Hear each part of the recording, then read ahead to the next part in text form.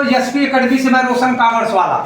दोस्तों आज मैं क्वेश्चन नंबर 16 जिसमें 2 वर्षों का आपका प्रॉफिट एंड लॉस बनाना है। दोस्तों कंपनी 2013 शेड्यूल 3(2) में आपका कंपनी 2 साल का बनाना है प्रॉफिट एंड लॉस अकाउंट। एक बनाना है 2017-18, एक बनाना है 2016-17।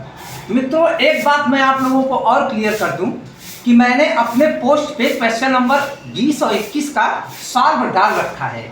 मैं आप लोगों से निवेदन करूंगा कि आप लोग पहले ये तैयार कीजिए। पहला होता है रेवेन्यू फ्रॉम ऑपरेशन, दूसरा होता है अदर इनकम, तीसरा होता है टोटल रेवेन्यू, चौथा होता है एक्सपेंस, पांचवा होता है जब तीसरे में से चौथा घटा दो तो आता है profit before exceptional and extraordinary item and tax. उसके बाद छठवां घटाओ एक्सेप्शनल आइटम तो सातवां हमारा आता है profit before extra ordinary item and tax. फिर आठवां घटाओ एक्स्ट्रा ऑर्डिनरी आइटम तो हमारा नौवां होता है प्रॉफिट बिफोर टैक्स। फिर 10वां घटाओ टैक्स तो आता है 11वां प्रॉफिट फॉर द पीरियड। मित्रों ये रिवाइज मैं इसलिए आप लोगों को कराना चाहता हूँ कि ये मैंने बोर्ड पे हम लिख भी रखा है, तो आप लोग कोशिश करिएगा कि पुराने क्वेश्चंस जो हम लोगों ने सॉल्व किया है वो और जो मैं आज बता रहा हूँ वो कोशिश करिएगा ज़्यादा से ज़्यादा क्वेश्चंस को हम इस तरीके से रिवाइज करें कि हमारा हेड भी कंप्लीट होता रहे और किस हेड में कौन सा आइटम जाता है ये भी क्लियर होता रहे। तो इसके लिए दोस्तों मैंने पुराने क्वेश्चन प्लस आज का क्वेश्चन ग्रुप पे डाल दूंगा। आप लोग देखेंगे तो ऑटोमेटिक समझेंगे कि कौन सा ऐसा क्वेश्चन है जिसमें कौन सा खर्च किस हेड में जा रहा है। तो मित्रों यहाँ पर 2 साल का प्रॉफिट एंड लॉस बनाना है। एक बनाना है आपका 2017-18 और एक बनाना है 2016-17। तो इसमें पहला होता है रेवेन्यू फ्रॉम ऑपरेशन, ये होता है हमारा सेल्स। तो रेवेन्यू फ्रॉम ऑपरेशन में होता है हमारा सेल्स और सेल्स में अगर सेल्स रिटर्न है तो सेल्स में सेल्स रिटर्न घटा कर लिखते हैं। तो रेवेन्यू फ्रॉम ऑपरेशन में पहला है हमारा सेल्स 18 लाख 17-18 में और 16-17 में 25 लाख। उसके बाद मित्रों यहाँ पर रिटर्न नहीं है। दूसरा होता है दोस्तों हमारा अदर इनकम। अदर इनकम यानी अदर रेवेन्यू भी इसे कहीं कहीं बोलते हैं, चाहे अदर इनकम बोल दो चाहे अदर रेवेन्यू बोल दो। इसमें दोस्तों जैसे ब्याज पाया, कमीशन पाया, कोई चीज़ अगर प्राप्त हुआ तो वो चीज़ें आती हैं। लेकिन यहाँ पर कोई इनकम हमारा अन्य नहीं है कि हम जो है रेवेन्यू अदर रेवेन्यू में डाल सकें या अदर इनकम में डाल सकें। तो दोस्त अदर इनकम हमारा नील हो गया है। तो तीसरा हमारा हो गया टोटल रेवेन्यू 18 लाख 25 लाख। सबसे इंपॉर्टेंट चीज जो होता है दोस्तों एक्सपेंस का होता है। एक्सपेंस में COGS हो गया, परचेज हो गया, stock change in stock inventory हो गया, उसके बाद हमारा डेप्रिसिएशन हो गया, उसके बाद हमारा एम्प्लॉय बेनिफिट्स हो गया, उसके बाद हमारा अदर इनकम एक्सपेंस हो गया। कहने का मतलब अब जो खर्चे होते हैं वे सभी खर्चे यहाँ पर आते हैं।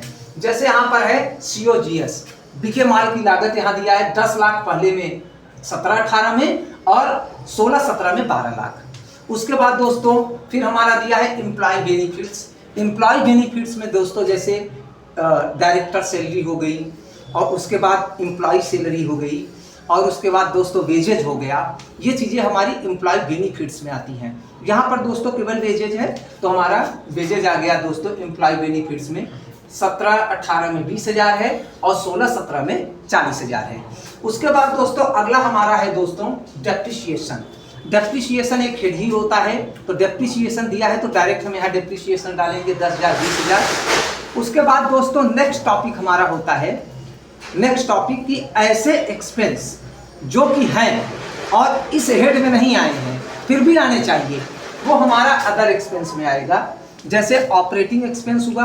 ऑपरेटिंग एक्सपेंस कहीं कहीं हमारा फाइनेंस कॉस्ट में डाल देते हैं, कहीं कहीं अदर इनकम में डाल देते हैं। लेकिन दोस्तों आना वही है, चाहे हम 2 और 3 पहले लिख दें चाहे 3 और 2 पहले लिखें।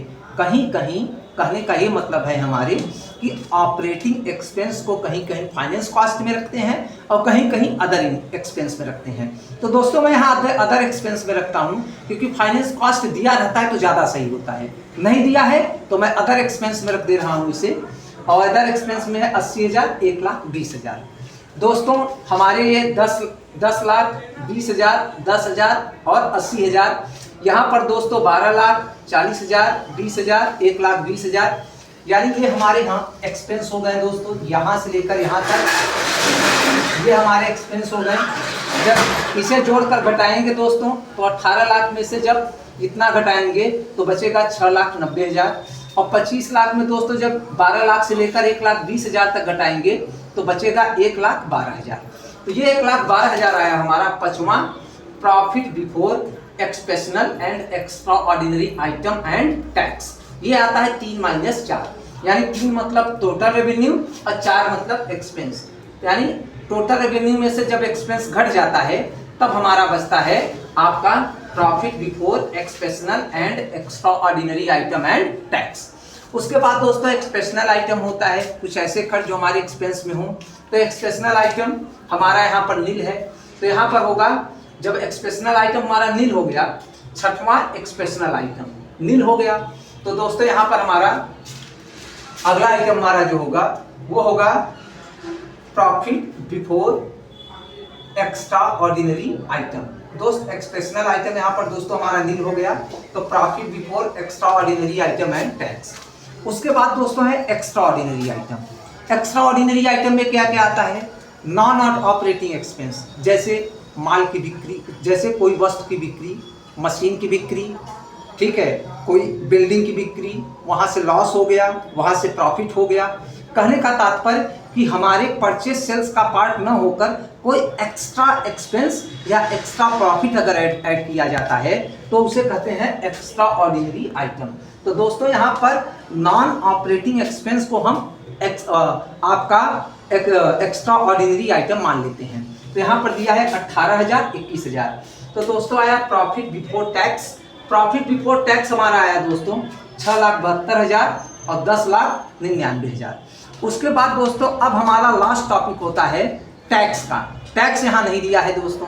जब टैक्स नहीं दिया है तो टैक्स, करेंट टैक्स और डिफर्ड टैक्स, यानी अगर कोई टैक्स का प्रोविजन है वो भी यहाँ डाल सकते हो आप, अगर आपने बना रखा है। कोई करेंट टैक्स दे रहे हो वो भी आप यहाँ डाल सकते हो। दोस्त ये नील है, नील है तो हमारा 11वां आएगा प्रॉफिट फॉर द पीरियड 6,72,000, 10,99,000। दोस्तों इससे पहले भी मैं क्वेश्चन नंबर 20 और 21 अपने ग्रुप पे डाल रखा हूँ। एक बार आप लोग कॉलम बनाइए, कॉलम बनाने के बाद हेड को याद करिए। सबसे बड़ा इंपॉर्टेंट हेड होता है दोस्तों, और ज़्यादा लॉन्ग क्वेश्चन नहीं आना है।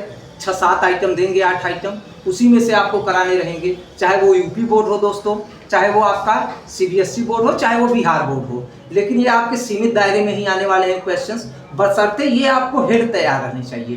क्वेश्चन हिंदी मीडियम में मैंने डाल रखा है, जो कि इंग्लिश में भी अवेलेबल है हमारा एक टाइप में। तो आप लोग देखेंगे क्वेश्चन नंबर 16, एक बार इसे आप लोग रिवाइज कर लीजिए।